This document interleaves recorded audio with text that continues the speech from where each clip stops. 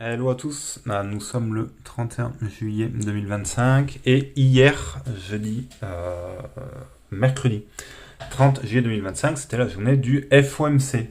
Donc nous avons eu le cours qui a fait, sur le coup des 20h, 20h30, pas mal de volatilité. En fin de session et toute la nuit, ça a bien monté et on a ouvert la session avec presque un gap haussier en daily.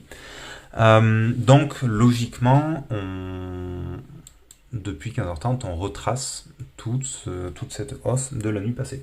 Sauf que nous sommes dans une tendance haussière, donc je vais toujours chercher des achats, même si le cours a tendance à baisser.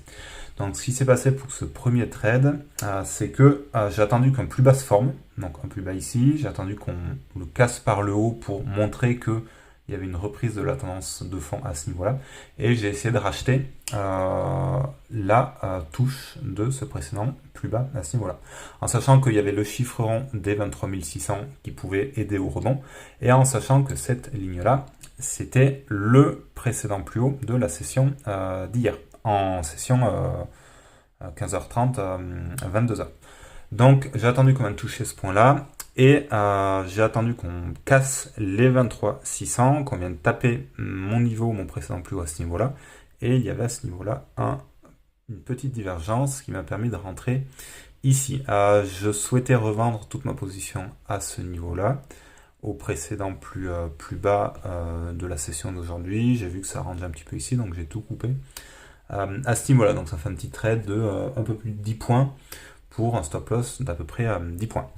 Donc là, on a bien cassé l'OPR par le bas.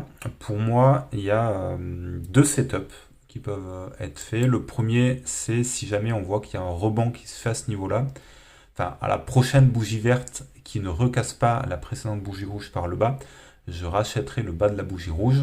Voilà. Ou sinon, un autre setup qui pourrait être intéressant, c'est tout simplement sur notre fenêtre M5 qu'on a ici, de tout simplement acheter la divergence RSI dès lors que le RSI clôturera en dessus des 30 et que nous aurons une très belle divergence RSI. Donc on peut l'imaginer comme ça là.